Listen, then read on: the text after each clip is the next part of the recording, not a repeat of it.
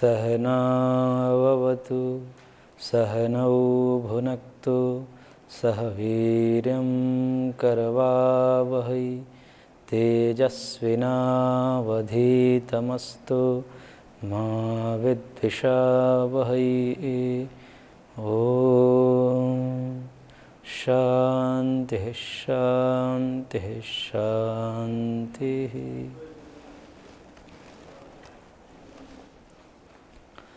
न्याय दर्शन की कक्षा में आपका स्वागत है। न्याय दर्शन का हम अध्ययन कर रहे थे। प्रथम अध्याय के प्रथम आह्निक के प्रथम 2 सूत्रों का अध्ययन हम कर रहे थे। 2 सूत्रों का एक अधिकरण है, एक प्रकरण है। 2 सूत्र से लेकर के 27 सूत्रों का एक प्रकरण आता है इस दर्शन में। तो ये प्रथम 2 सूत्र एक अधिकरण है, एक प्रकरण, एक टॉपिक है, जिसको विषय प्रयोजन संबंध अधिकरण कहा जाता है। एक सूत्र जो पहला सूत्र है, प्रथम सूत्र, प्रमाण प्रमेय संशय प्रयोजन दृष्टांत सिद्धांत अवयव तर्क निर्णय वाद जल वितंडा हेत्वाभास छल जाति निग्रह स्थानानाम तत्व ज्ञानान निश्रेयस अधिगमः। प्रथम सूत्र में विषय और प्रयोजन की चर्चा हुई। प्रमाण इसका विषय है और दुखों की निवृत्ति, दुखों का पूर्ण नाश हमारे जीवन में कैसे हो, ये इस शास्त्र का प्रयोजन है। इस 16 पदार्थों के तत्व ज्ञान से मुक्ति की वर्णन, इस पे संक्षिप्त थोड़ी सी चर्चा कर लेते हैं। कल थोड़ी सी चर्चा किए थे, आज इसमें कर लेते हैं। प्रथम तत्व है प्रमाण, जो इसका मुख्य प्रतिपाद्य विषय है। प्रमाणों के द्वारा ही अर्थ की परीक्षा करना इस शास्त्र का मुख्य प्रतिपाद्य विषय है। तो ये प्रमाण क्या है, हालांकि आगे चर्चा इस पर व्यापक चलेगी, लेकिन उससे पूर्व थोड़ी सी भूमिका रूप में हम इसको समझ लेते हैं। प्रमाण अर्थात प्रमीयते अनेन इति प्रमाणम, जिससे जाना जाता है, अर्थात ज्ञान का जो साधन है, जानने का हमारे पास जो साधन है, हम जिससे जानते हैं उसको प्रमाण कहते हैं। प्रमीयते अनेन इति प्रमाणम। और दूसरा है प्रमेय, जिसको जाना जाता है। प्रमाणों के माध्यम से जिसको जाना जाता है वो प्रमेय है। जिससे जाना जाता है वो प्रमाण हो गया, और जिसको जाना जाता है वो प्रमेय हो गया। ये कुछ पारिभाषिक शब्द हैं, इसको समझना पड़ता है। तो प्रमाण और प्रमेय, प्रमाणों से जाना जाता है, प्रमेय को जाना जाता है।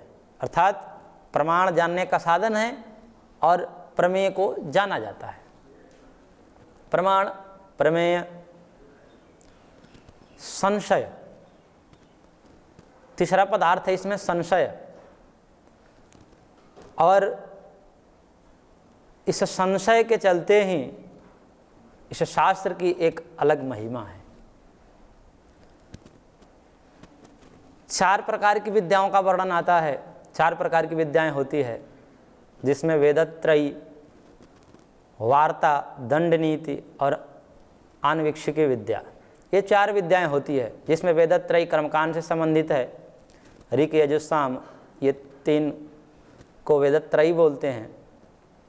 वार्ता, जिसमें कृषि, गोरक्षा और वाणिज्य की चर्चा होती है, उसके वार्ता विद्या कही जाती है। उससे संबंधित जो शास्त्र हैं उसको वार्ता के अंतर्गत लेते हैं।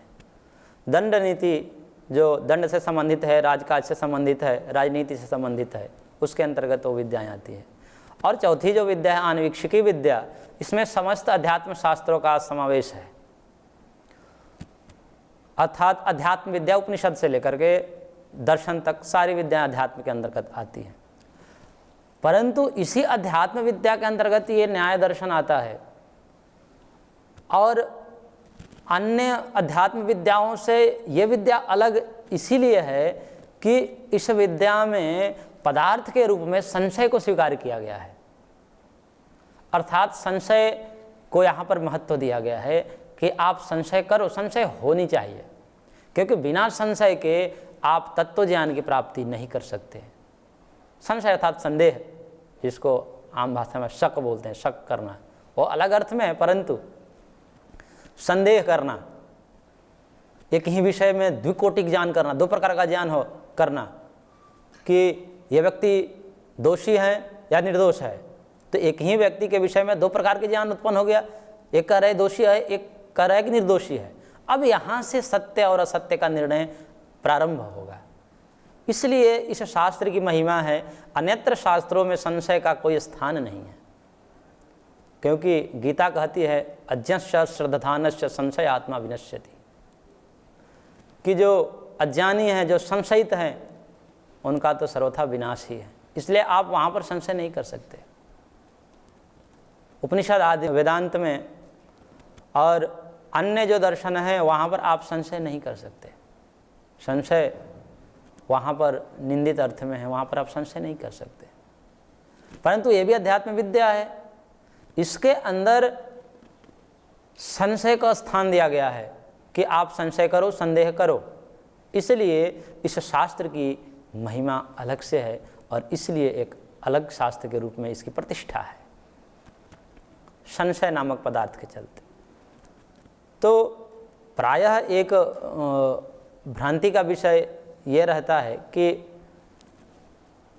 हम इन मामलों में संदेह नहीं कर सकते, शक नहीं कर सकते, संशय नहीं कर सकते धर्म के विषय में प्रायः, परंतु ऐसा नहीं है।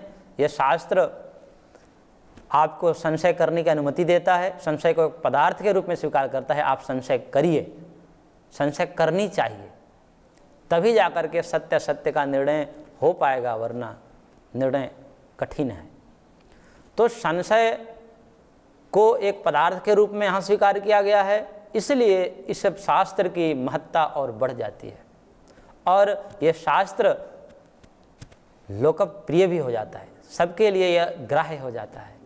क्योंकि प्रायः लोग तर्क के अनुसार बात को मानना चाहते हैं और जो तर्क पर खरा नहीं उतरता उसको स्वीकार नहीं करना चाहते।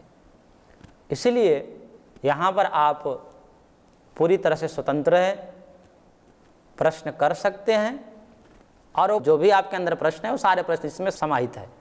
इस शास्त्र में सारे प्रकार के संशय, जिज्ञासाएं, प्रश्न समाहित है। उसको यथा अवसर पर आपको समझाया जाएगा, प्रश्न कैसे उठा करके फिर उसका समाधान कैसे आचार्य देते हैं। इसलिए इसकी महिमा और बढ़ जाती है संशय नामक पदार्थ के चलते, क्योंकि यह संशय नामक पदार्थ और कहीं नहीं है। तो संशय की क्यों आवश्यकता पड़ी? भाई क्यों संशय हम करें जब शास्त्र पहले से ही निर्णय कर चुके हैं और वो आप्त पुरुष हैं जो शास्त्र रचने वाले, वो ऐसा कहते हैं, तो उन विषय में संशय करने की आवश्यकता क्या है? तो करे कि नहीं, वो उनका प्रत्यक्ष है, उन्होंने उस प्रकार जाना समझा, लेकिन हम उसको कैसे समझे ये सत्य है या असत्य है?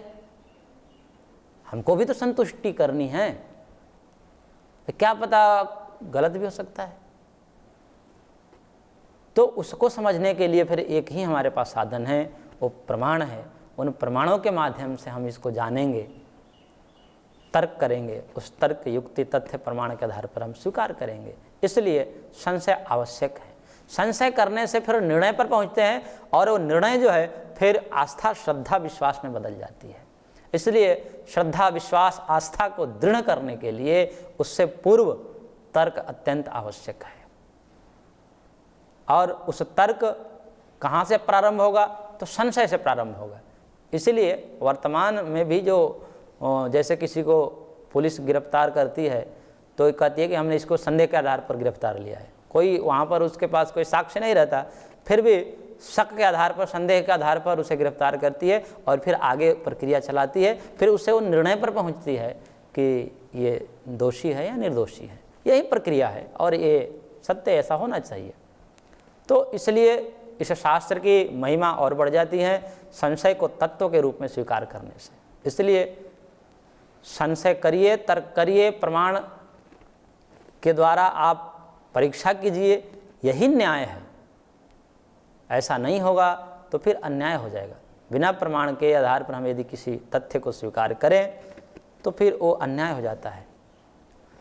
परंतु एक और भी लक्षण बात है इस शास्त्र में कि प्रायः वार्तालाप में जब हम किसी के साथ शास्त्रार्थ करते हैं, डिबेट करते हैं, तो वहाँ पर एक इनकी विशिष्ट शैली है कि हर एक चीज़ की परिभाषा देते हैं। एक लक्षण बनाते हैं और उस परिभाषा को, उस लक्षण को फिर से जांचते हैं, परखते हैं कि जो हमने लक्षण बनाया वो सही है या नहीं है। ये इनकी बात और विलक्षण प्रतीत होती है। यही इनके शास्त्र ज्ञान में और निखार दे देता है। और प्रायः हमने ऐसा अनुभव किया है कि जब हम शास्त्रार्थ करते हैं, किसके साथ संवाद करते हैं, तो उस संवाद के क्रम में वो जो भी बातें प्रमाण के रूप में स्वीकार करता है, प्रमाण को कहता है कि मैं इसको प्रमाण मानता हूँ, वो कभी कभी तो ऐसा होता है कि हम जिसको कह रहे हैं उसी को स्वीकार कर रहा है, लेकिन शब्दांतर कर देता है।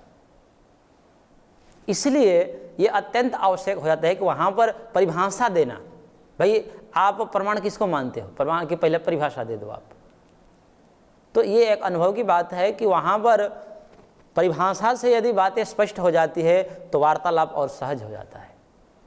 नहीं तो वो केवल शब्द मात्र का रह जाता है खेल की, शब्द वो कह रहा है आत्मा, या हम कह रहे हैं आत्मा और वो कुछ और कह रहा है, लेकिन दोनों का कंसेप्ट एक ही जगह पर जाकर गिरता है।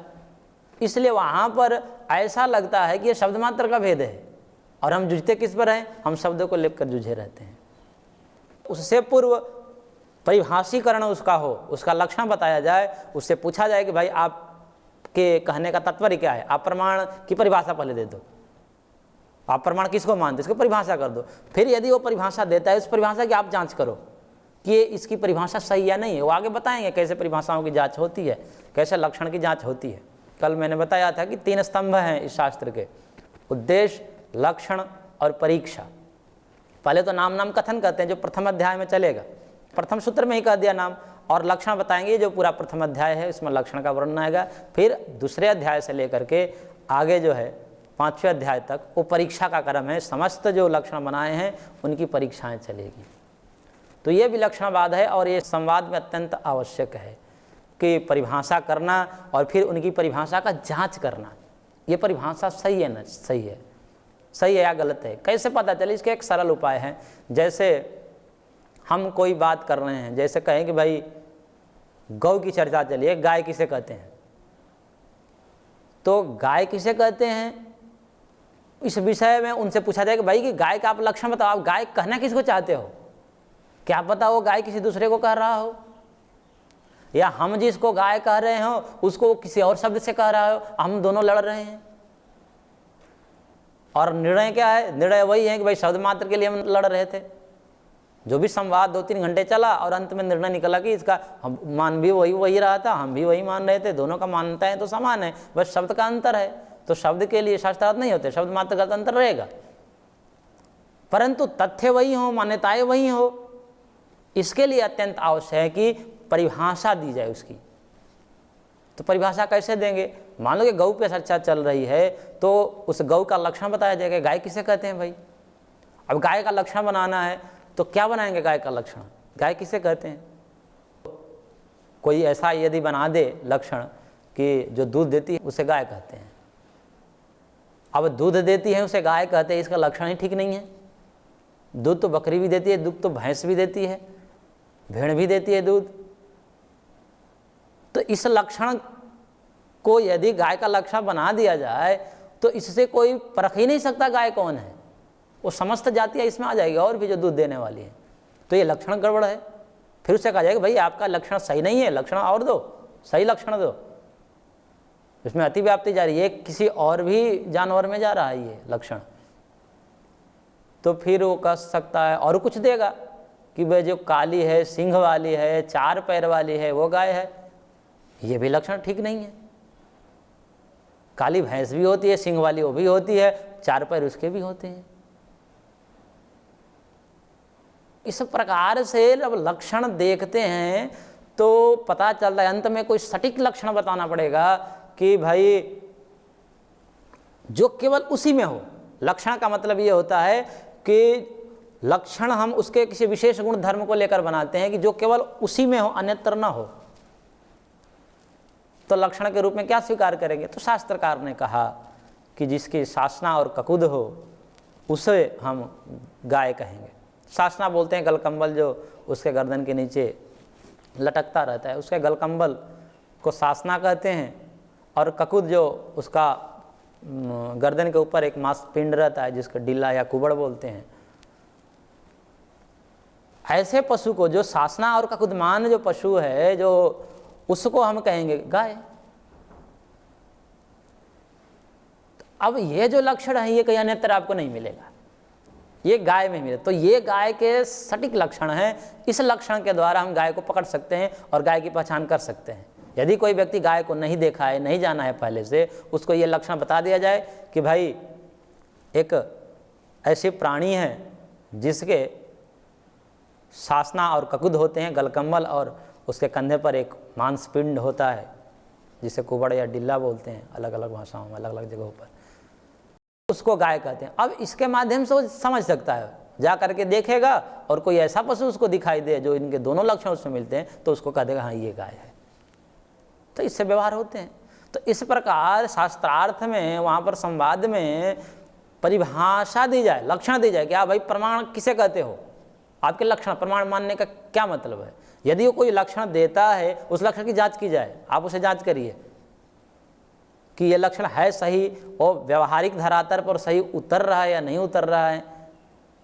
यदि नहीं उतर रहा है तो लक्षण ठीक नहीं है, उससे फिर कहा जाए कि भाई आपका ये लक्षण ठीक नहीं है, गलत है। यह एक बहुत जरूरी चीज हो जाती है संवाद में कि लक्षण दिया जाए, परिभाषा दी जाए। वहाँ पर आप मानते क्या हो, आप सुख की परिभाषा दो। और शास्त्र की एक मेरे को बहुत सबसे अच्छी बात ये लगती है कि ये परिभाषा बड़ी सटीक ढंग से और गिने चुने शब्दों में देते हैं। वो पूरी व्याख्या लंबी चौड़ी नहीं रहती, आगे केवल सूत्र रूप में आपको पता चलेगा कि कैसे ये लक्षण देते हैं, पूरे सटीक और गिने चुने शब्दों में, सधे शब्द में। ज़्यादा लंबी चौड़ी उसमें नहीं कि 2-3 पृष्ठों की एक लक्षण, ऐसा नहीं होता है। गिने चुने शब्दों में, एक सूत्र में, छोटे से सूत्र में ये परिभाषा इनके देते हैं। यह शैली जो है अत्यंत व्यावहारिक है और इसको समझना संवाद के लिए अत्यंत आवश्यक हो जाता है कि भाई परिभाषा दो इसकी, इसका लक्षण आप करो। इन 16 तत्वों के अंतर्गत संशय को रखा गया। इस संशय के चलते ही इस शास्त्र की और महिमा बढ़ जाती है, क्योंकि अन्यत्र संशय करना निंदा अर्थ में ले जाता है, वो ठीक नहीं होता। परंतु यहाँ पर संशय करना तत्व की प्राप्ति के लिए आवश्यक है। आप संदेह कर सकते हैं, संशय कर सकते हैं। बिना संशय की वो आपकी जिज्ञासा जो है उसकी निवृत्ति नहीं हो सकती। सत्य के निर्णय पर आप नहीं पहुँच पाएंगे, इसलिए संशय अत्यंत आवश्यक है। आगे 16 तत्वों की चर्चा चलेगी। ये कुछ मुख्य बात था प्रथम सूत्र में, इसलिए इसको मैंने आवश्यक समझा बताना। एक चीज़ और इसमें है आवश्यक चीज़ कि शास्त्र के आरंभ में शास्त्रकारों की यह परंपरा रही है कि वो मंगलाचरण करते हैं, मंगलाचरण करते हैं, जिसमें प्राचीन ग्रंथों में जो सूत्र ग्रंथ, प्राचीन ग्रंथ मिलते हैं उसमें, क्योंकि ये ग्रंथ सूत्र रूप में निबद्ध रहता है, तो सूत्र रूप में होने से इसकी मंगलाचरण भी बहुत छोटे शब्दों में करना पड़ता है, क्योंकि सूत्र होते ही छोटे हैं और उन छोटे से सूत्रों में उस सूत्र के अंतर्गत ही मंगलाचरण करनी होती है। इसलिए अथ और ओम शब्द प्रायः देखा जाता है प्राचीन ग्रंथों में मंगलाचरण के रूप में देखा जाता है। जैसे अथ योगानुशासनम, योग दर्शन में अथ शब्द आया है। सांख्य दर्शन में अथ त्रिविध दुखात्यंत निवृत्तिरत्यंत पुरुषार्थः, अथ शब्द वहाँ भी आया है। वैशेषिक दर्शन में अथा तो धर्मम व्याख्यास्यामः, वहाँ भी अथ शब्द आया है। वेदांत दर्शन में अथा तो ब्रह्म जिज्ञासा, वहाँ भी अथ शब्द आया है। ऐसे ही हम पूर्व मीमांसा में, मीमांसा जो जैमिनी की कृति है उसमें चले जाएंगे, उसका भी प्रथम सूत्र है अथा तो धर्म जिज्ञासा। तो इन समस्त दर्शनों में जो अथ शब्द आता है ये मंगलाचरण के रूप में स्वीकार किया जाता है। इसलिए कहा जाता है कि ओंकारस्य अथ शब्दस्य द्वैतौ ब्रह्मणा पुरा कंठम भित्वा विनिर्यातौ तस्मान मांगलिका उभौ।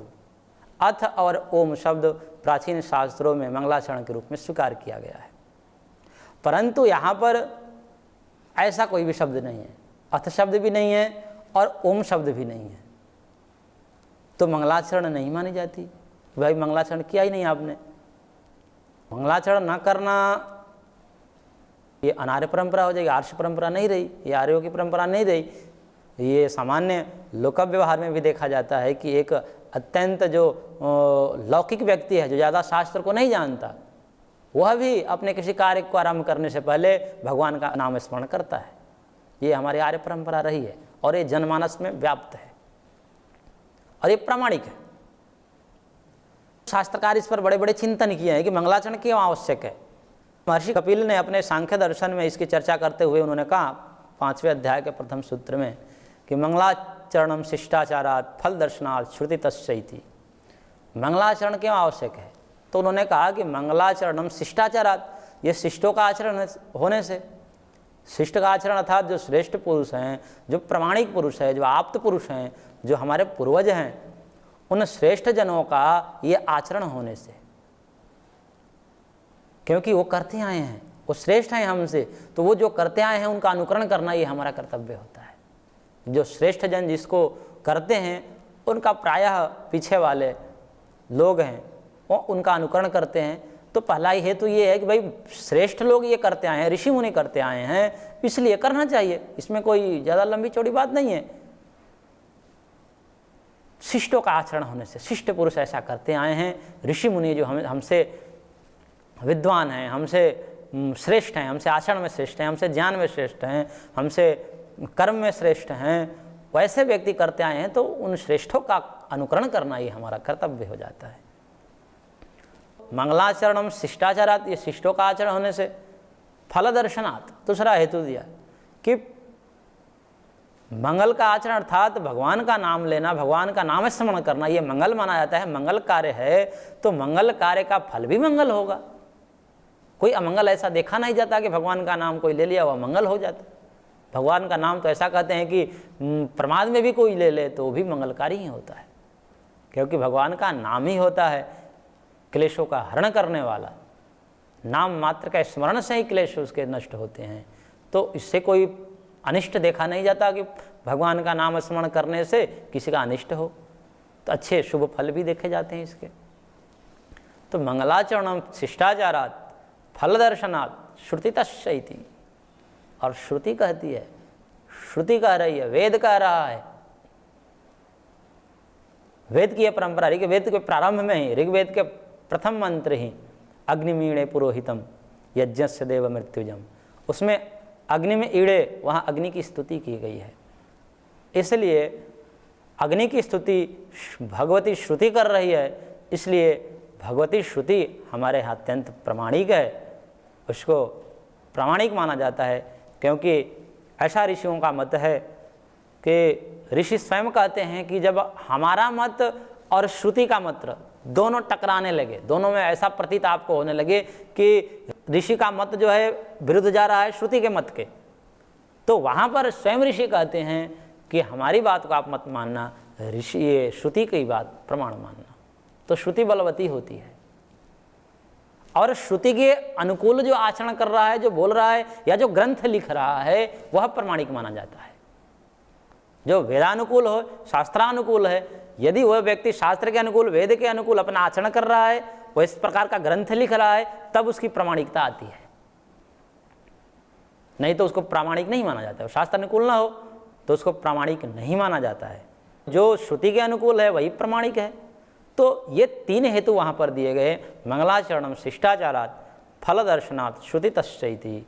मंगल का आचरण होने से, शिष्ट पुरुषों का आचरण होने से, शुभ का फल भी शुभ देखे जाने से, और श्रुति ऐसा कह रही है। इन तीन कारणों से मंगलाचरण अत्यंत आवश्यक है, यह करणीय है और यह प्रामाणिक है। तो इस प्रकार से मंगलाचरण की प्रामाणिकता सिद्ध होती है।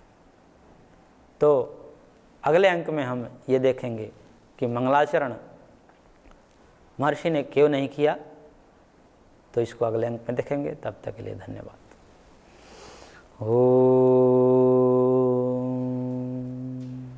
शांति शांति शांति।